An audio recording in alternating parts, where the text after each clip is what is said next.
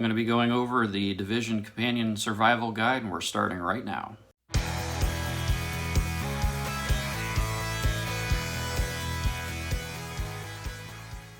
Hey everybody, welcome back to CHALLENGEYOURSELF.BLOG.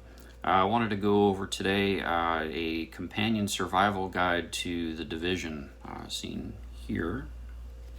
I was looking at my purchase history on this, and I bought this book back in 2017, and at the time it was only $13.21.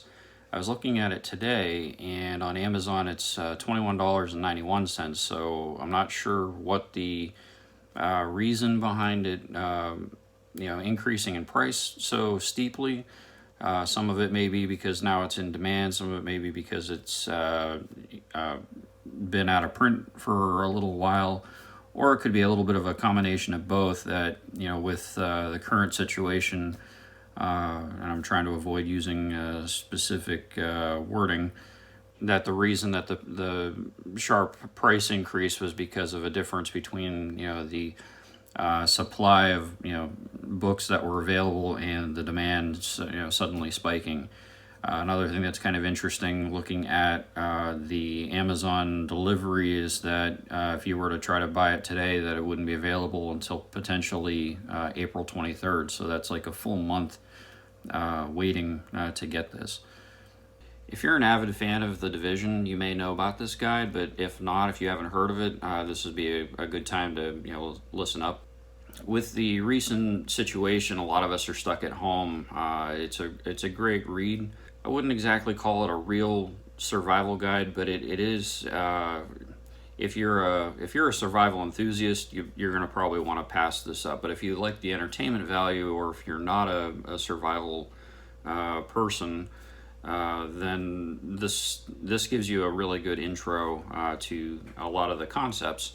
But it looks at it from an urban setting. If you're not familiar, The Division is a Tom Clancy game. It's about a viral pandemic that rapidly goes through New York City. You're a special agent that gets activated in the aftermath. If you don't know who Tom Clancy is, he's the guy that did Hunt for Red October, Patriot Games, Jack Ryan. In this game, your character is investigating the nature of the outbreak, and he deals with the criminal elements that arise in the wake of the event. I've been stuck in a few grim situations. I wouldn't exactly call it life-threatening, but had circumstances been a little bit different, it could have been life-threatening. Like, for example, I was stuck on Interstate 90 back at the dawn of cell phones 20 years ago. It was during a really bad snowstorm. I was driving home from work. It was an hour drive. I was on the highway for 12 hours after work. I didn't have any food in my car, no water. Fortunately, I had enough gas to get me home and to keep the car running. But after that, I started to really think about keeping a blanket in the car if I had to turn the car off, keeping a little extra food, a little extra water on me in my backpack when I was on the road, because you really never know. I mean, people had to do their business outside, and I mean, it was miles of traffic backed up. And it was all because 6 semi-tractor trailers had jackknifed on one of the exit, close to an exit ramp, and they blocked traffic, and snowplows couldn't get in. Someone supposedly had a heart attack, and you could see ambulances driving on the other side trying to get over onto our side. So for me, it wasn't life-threatening, but for someone else, it actually was. Now, this book, it's meant for entertainment.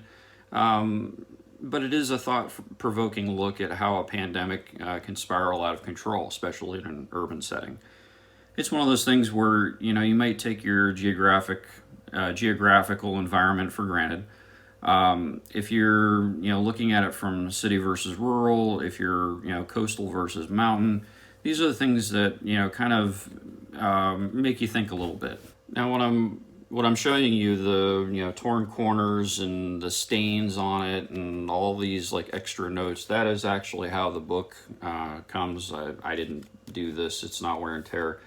The book is meant to look like it had been stuck in someone's backpack and had been carried around for weeks, if not months, on it and was used heavily. Some of the contents in the book, they talk about how fragile the interconnected systems are, that when you look at a city, how many things are dependent on other things. And if you imagine the inner workings of a city like a train, you have all the cars that are connected to each other, and if one thing happens, it affects the train, the boxcar behind it. That's kind of what ends up happening. So you look at supply chain management as something that ends up getting disrupted.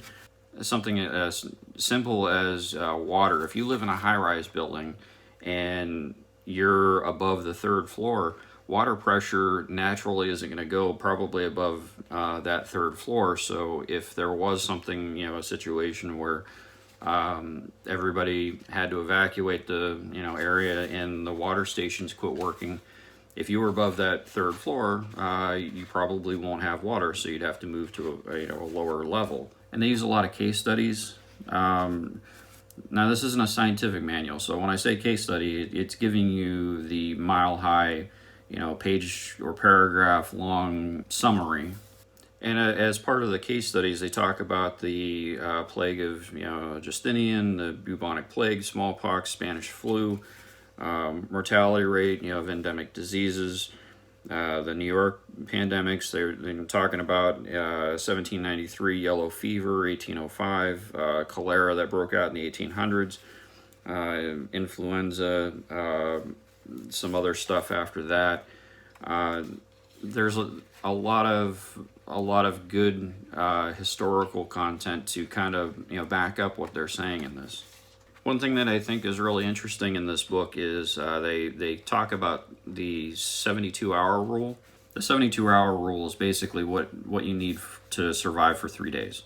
And it's an outgrowth of the rule of three. So 3 minutes without air, 3 hours without shelter, 3 days without water, and 3 weeks without food.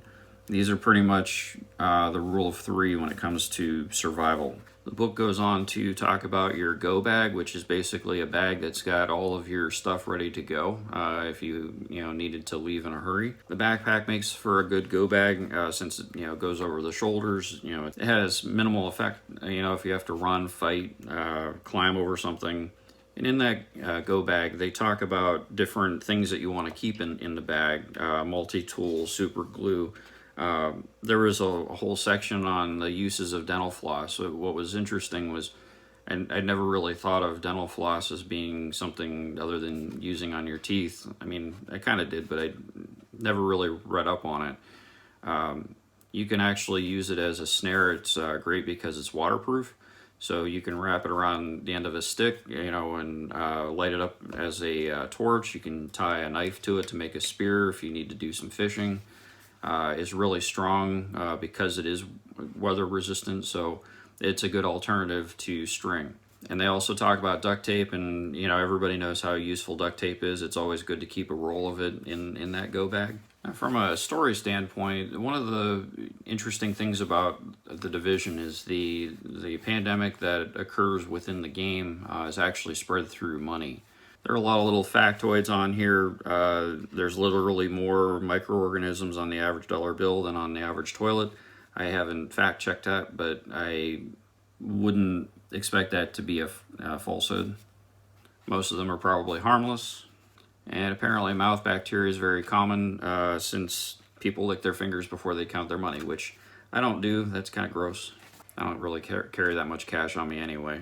From a story standpoint, there's a lot of hand-scribbled notes in the book that kind of goes through the timeline of one of the characters that you're investigating. You're kind of following her trail. So in this book, there's a lot of handwritten notes that are on all of the pages. They're in different color pen. And what that is you're following the trail of someone that has gone through the stages of this pandemic, and you're kind of following her trail. And the different color pen is tied to a certain date. So if you're looking at like all of the black pen and you're looking at all the red pen, She writes in those different color pens through the notebook, but then as she throws that pen away and picks up another one, you can kind of piece together the timelines of when she's been writing this, and it goes through the different stages of, because she ends up getting infected through the aftermath of the pandemic, and you can see like what she ends up going through. I can't remember what ends up happening to her ultimately. I'd have to go look that up. Property of April Keller. And she's trying to figure out what happened to her husband. A couple of guys like showed up, threw him in a car, and sped off. And then she's trying to find out what happened to him. Don't quote me on that. It's probably been a couple, 2-3 years since I played this, so my memory's a little fuzzy. So that's the handbook in a nutshell. There's a ton of content in here. There's 173 pages in this book. A lot of content. A good starting point if you don't have any survival background. If you happen to live in a city, or you grew up in a city and didn't have any camping trips as a kid and stuff. This is kind of the thought-provoking starting point. This might be a good starting point, in case you wanted to, look into other, survival gear, maybe take a survival course or something. So thanks for stopping by and watching this. If you like this and want to see more content, please hit the subscribe button, hit the like button, and if anything, please share this video. Talk to you soon.